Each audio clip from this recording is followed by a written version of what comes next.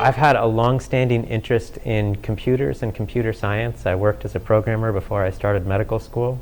And one of the reasons that I chose radiology was because I was interested in the technology aspect of it. When I joined the faculty at UCSF, shortly after joining the faculty, I became involved in leading the informatics group. And as part of my research, I had a collaborator who became interested in artificial intelligence. And at first, I was skeptical, but we started to work on a project, and it was successful well beyond my expectations. The level of accuracy that we were able to achieve with a small amount of work on a simple project was very impressive to me and got my attention that this was something that I thought was going to be a really important technique, and it's really just kind of built from there. This is a very large and complicated topic of ethics in artificial intelligence for radiology. There are so many unknowns.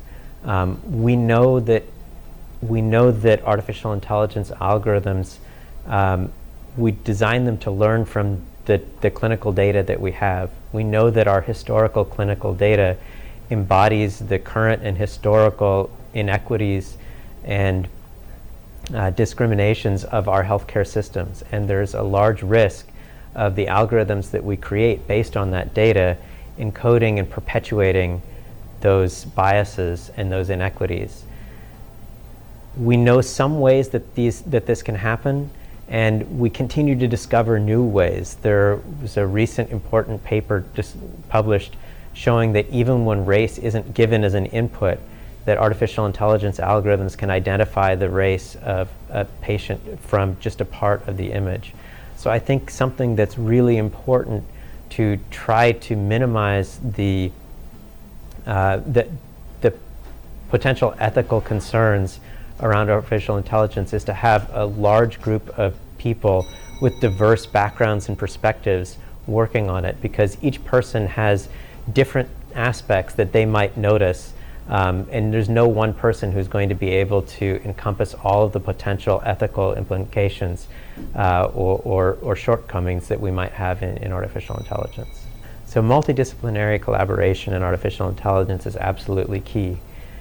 There's no one person, it's not possible for one person to encompass the entire body of knowledge that's necessary to develop effective artificial intelligence. We need data scientists and computer scientists who understand the details of how these algorithms can be built to achieve optimum performance.